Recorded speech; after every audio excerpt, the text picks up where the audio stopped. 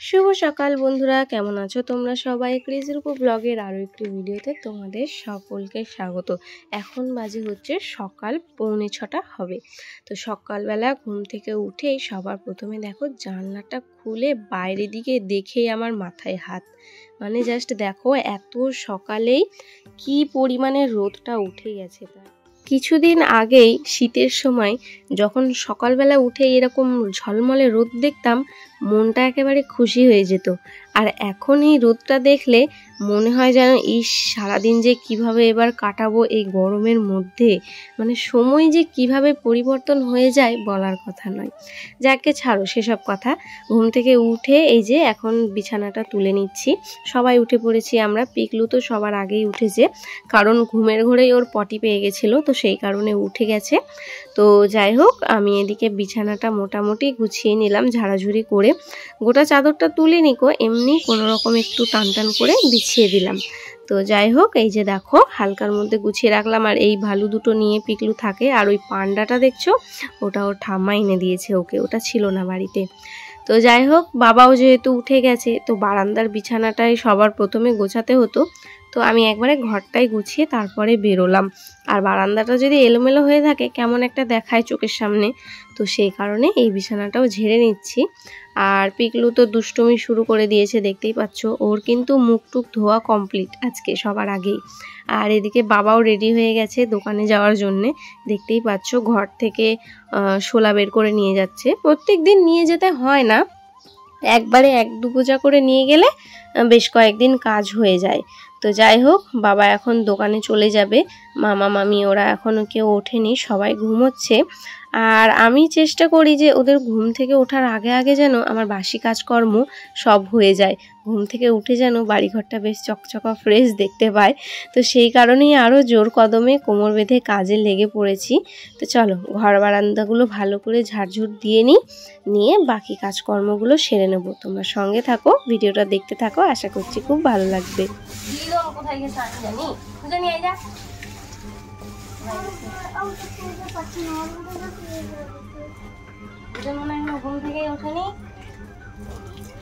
বাসি কাজকর্ম সেরে আমি এখন দেখো উঠানে গোবর ছড়া দিতে লেগেছি। এই খরার মধ্যে আর রোদের মধ্যে উঠানটা এত পরিমাণে ধুলো হয়েছে, মানে উঠানের মাটি উঠে যাচ্ছে। তো সেই কারণে এই উঠানের ধুলার জন্যে পায়ে পায়ে গোটা ঘর বারান্দা খালি কিচকিচ কিচকিচ করছে, যার জন্যে বিরক্ত হয়ে আমিছি না এবার উঠানটা মুছেই নি। তো আগের দিনেই গোবর নিয়ে এসে রেখেছিলাম। আর এমনি সময় আমি হাত দিয়েই নেতা দিয়ে দিই, কিন্তু এত ধুলো হয়েছে হাত দিয়ে টানাই যাবে না, ওই জন্যে বেশ ঘন করে গোবর ছড়া দিচ্ছি। আর ওদিকে দেখো অরূপ উঠে পড়েছে। তো আমার এদিকে গোটা উঠানটা লেপা হয়ে গেছে। তো মা ওই বাড়ি থেকে এক্ষুনি উঠে আসলো ঘুম থেকে। অন্যদিন মা আগেই চলে আসে, আজকে একটু দেরি করেই এসেছে। তো যাই হোক, চলো কলপারে বাসন আছে সেগুলো মাজবো।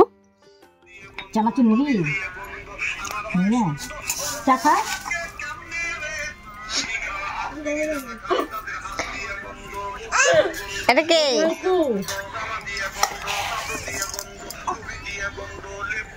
আর তুমি খাও, তুমি খাও দেখি, তুমি তোলো খাও। ও বাবা, তুমি বিছাবে এখন।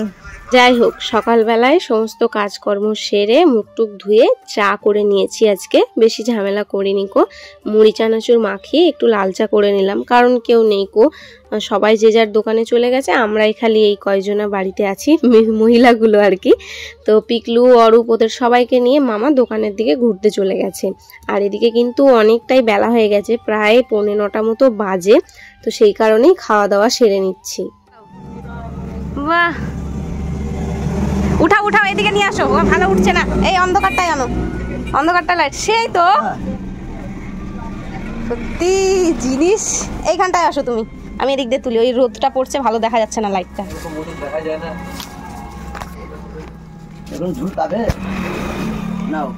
হ্যাঁ দাঁড়াও দাঁড়াও, এই মুকুট দেখে যাও। হয়তো লাইট জ্বলছে, এই তো জ্বলেছে জ্বলেছে। হ্যাঁ বাহ, সেই তো।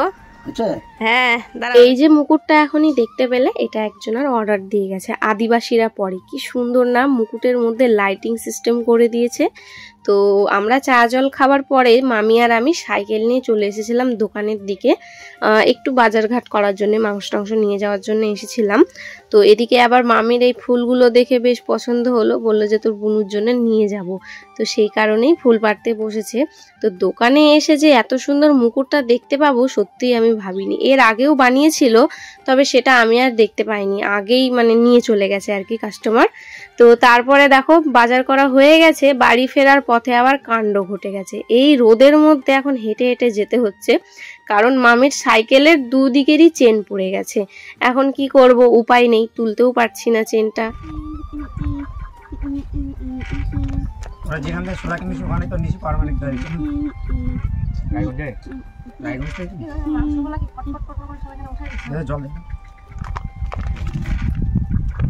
বলো আমি মাংস খাবো না।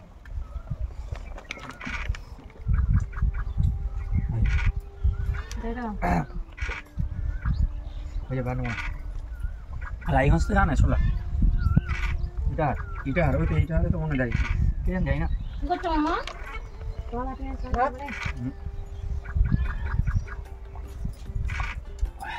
ভালো চকু না এত মনে হচ্ছে মাংস খাচ্ছিস।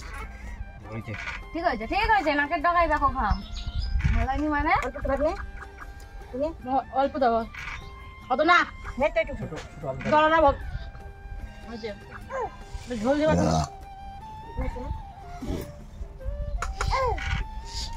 আজকে মনে হচ্ছে মাংস খাচ্ছে, সবাই বসে আস করছে। আমি করে নিই তখন আমার আরেকটু লঙ্কা লাগতো তাহলে। মানে দেবো একটু কাঁচা লঙ্কা, কাঁচা লঙ্কা দিয়ে কি নেবা নেবা?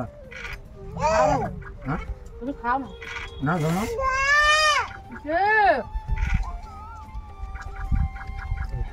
মাংস তো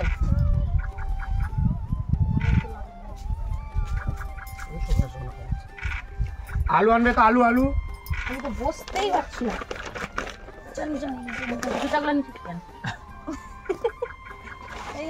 এটা কি মুরগির লেগ পিস? লেগ পিসটাকে একদম আঙুল পিস করে দিয়েছে। হ্যাঁ বুঝে গেল মাংস এটা ঝোল দাও তো, মাংস দিব না, মাংস দিব না, মাংস দিব না, মাংস দিব না। আমার একদম দিয়ে দিছি।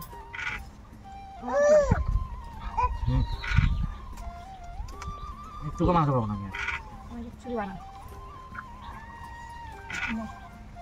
আমি দুধলা করে নেবো। খাইও না বাস আই নোরা না না না কি কি কি কি কি।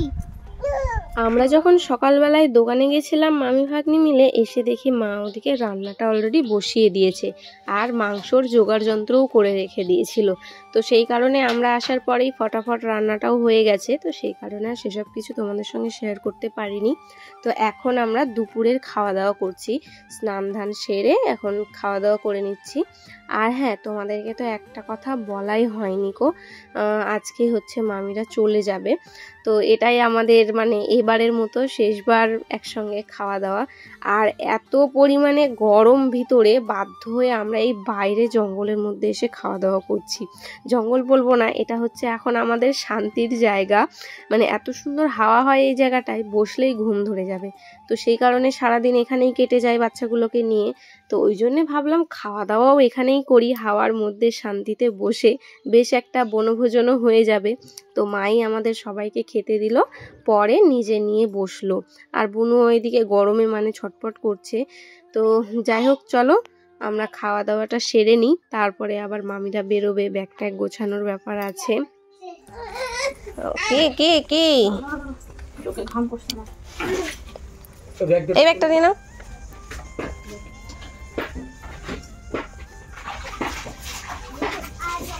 টাটা করে দাও, টাটা, আমরা আসি।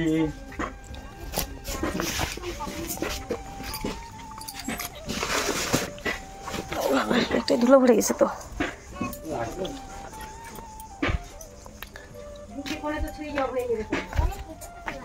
আমার ফোন ঢুকবেও না, ব্যালেন্স নাই তো বললো। কবে শেষ হয়েছে? ওগুলো পড়ো, আমাকে দিয়ে দাও।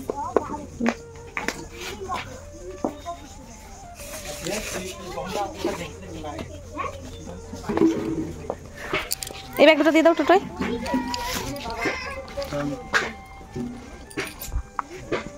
এটা ঘাড়ে নেবে তো তুমি না?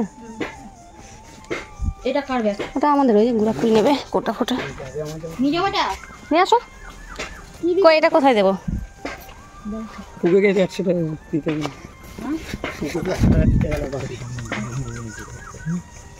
চলো ওটা আছো ওখানে মোড়ে যাও, আমি তালা মারি।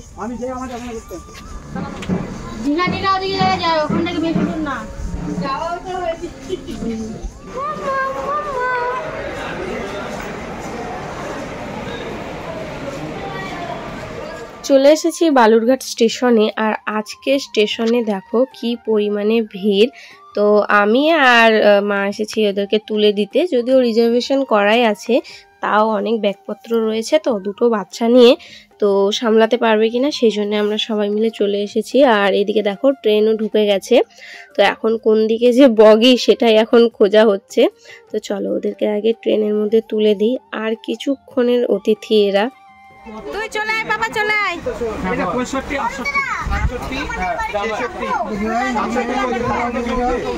68 মিষ্টি টাটা, টাইম হয়ে গেছে। ওই দে মিষ্টি,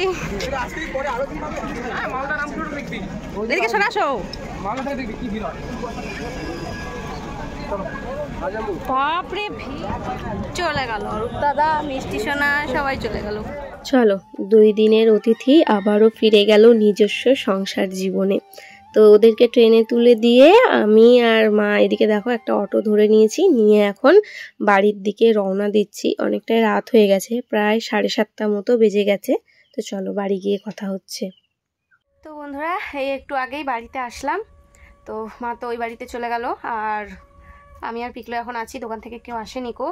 বাপরে বাপ, আজকে এত ভিড় স্টেশনে। আমি প্রথমবার বালুরঘাট স্টেশনে এত ভিড় দেখলাম। মানে আমরা যতবার গেছি, ওই তো পান্ডুয়া যাওয়ার জন্যই স্টেশনে যাই, তো যেই কয়বার মানে যেখানেই যাওয়ার জন্য স্টেশনে গেছি, বিশেষ করে বালুরঘাট স্টেশনে এত ভিড় আমি জীবনেও দেখিনি। আমি যত লোক দেখেছি হয়তো গুনে গুনে মনে রাখা যাবে যে কতগুলো লোক ছিল। আর তার মধ্যে যেহেতু কালকে ভোট ছিল, তো বেশিরভাগ মানুষ ভোট দেওয়ার জন্যই হয়তো এসেছিল। ওই জন্য আজকে আবার যে যার সব ডিউটি জয়েন করবে, ওই জন্য চলে যাচ্ছে। আর মামা মামিরাও ভোট দিতেই এসেছিল, সবাই ভোট দেওয়ার জন্যই এসেছিল, সেটা তো তোমরা জানোই। তো যাই হোক, কি আর করবো, যাদের যাওয়ার তারা তো যাবেই। কি সুন্দর ঘরটা আমার, একদম হই হুল্লোড় করেছিল বাড়িটা এই 4টে দিন। কালকে মাও চলে যাবে, কালকে শাশুমাও চলে যাবে, আবার আমরা মা বেটা একা হয়ে যাবো। তো যাই হোক, মা এই যে জামাটা ছেড়ে শাড়িটা চেঞ্জ করে নাইটি টাইটি পরে ওই বাড়িতে গেল। কারণ বুঝতেই পারছো, বাবা পছন্দ করে না যেহেতু, কারণ অশান্তি হবে দুজনে এক জায়গায় থাকলেই। তো সেই কারণে মা ওই বাড়িতে চলে গেল। এই সমস্যাটা যে আমরা কবে সমাধান করতে পারবো জানি না, সত্যি জানি না। তো যাই হোক চলো, ফালতু অশান্তি আগ বাড়িয়ে লাভ নেই এক রাতের জন্যে। এখন রান্নাবান্না আমি আর কিছু করব না, ওই বিকালেই সব করে নিয়েছি। ওই যে মামিদের জন্য টিফিন ফিফিন, এই রুটি মাংস টাংস করার সময়তেই একবারে ভাত টাত করা হয়ে গেছে। তো এই বেলায় আর রান্নাবান্না কিছু নেই। এখন আমি শুধু এই বিছানা টিছানাগুলো ঠিক করে নেবো, আবার ঘর আগের মতো করে নেবো। আমরা এই ঘরে আজকে চলে আসবো, এই ঘরে ঘুমাবো। মানে ওই ঘরটায় না অনেক ঘুম হয় না, কেমন অন্যরকম লাগে। তো যেহেতু কিছুদিন আগেই ভাইরা ছিল, তো সেই কারণে এইবারে অতটা অসুবিধা হয়নি। কিন্তু আমার ভাইরা যখন আসে তখন একটু প্রথম অসুবিধা হয়েছিল, এখন মানে অনেকটা অভ্যেস হয়ে গেছে। এখন যদি আমরা এই ঘরে নাও আসি, ওই ঘরেই যদি থাকি, তাহলেও আমাদের কোনো অসুবিধা হবে না। তো যাই হোক, এই হচ্ছে ব্যাপার। তবে একটা অসুবিধা কী হয়, ওই ঘরের চৌকিটা একটু ছোট, এই ঘরের চৌকিটা একটু বড়। মানে চৌকি দুটোই সমান, এই ঘরের চৌকিটায় ওই কোণার দিকে, জানলার ওই কোণার দিকে 2টো তক্তা এক্সট্রা বাড়িতেই জোড়া দেওয়া হয়েছে। তো সেই কারণেই এই ঘরের চৌকিটা একটু বড়, আমাদের 3 জনের ভালোভাবে হয়ে যায়। ওটা একটু আঁটাআঁটি হয়। জানি না কবে খাটফাট নিতে পারবো, আগে বাড়িঘর করি, তারপরে সেসবের চিন্তা। তো যাই হোক, সেসব গল্প পরে করব। এত গরম লেগে গেল আমার, আর কিচ্ছু ভালো লাগছে না। এখন একটু মুখে হাতে জল দেবো, চেঞ্জ করবো, করে বিছনাপাতি করবো। মনটা যা খারাপ লাগছে কি বলবো, বিশেষ করে আমাদের পুচকুটার জন্য, আমার মিষ্টি সোনা। ওকে যে আমরা কত পরিমাণে মিস করব। এর আগের বারে যখন এসে চলে গেল, তারপরে তো আমরা আবার পান্ডুয়া গেছিলাম 1 মাসের মধ্যেই। তো সেখানে গিয়ে ওর সঙ্গে তো বেশ কিছু মানে 2-1 দিন সময় কেটেছিল, কিন্তু এই এতদিন পর আবার আসলো। এখন আবার কবে পান্ডুয়ায় যাবো ঠিক নেই, বছর না ঘুরলে তো আর যাওয়া যাবে না, ওরাও আর আসবে না। মানে একটা কি বলো তো, দূরাদূরির সম্পর্কগুলো, দূরের আত্মীয় স্বজনগুলো না, এই একটা সমস্যা। খালি দূর থেকেই দেখো আর খালি ভাবো যে কবে যাবে, কবে আসবে, আমরা কবে যাব, ওরা কবে আসবে। যখন আসবে কি ভালো লাগে, কিন্তু এই যখন চলে যায় তখন মনটা কতটা খারাপ হয় বলো তো। তার উপর যদি ওই রকম একটা গোলুমলু পুতুল থাকে বাড়িতে, তাহলে তার বলার কথাই নয়। তো যাই হোক, সবারই সংসার, ওদেরও সংসার দেখতে হবে, অরূপের পড়াশোনা রয়েছে।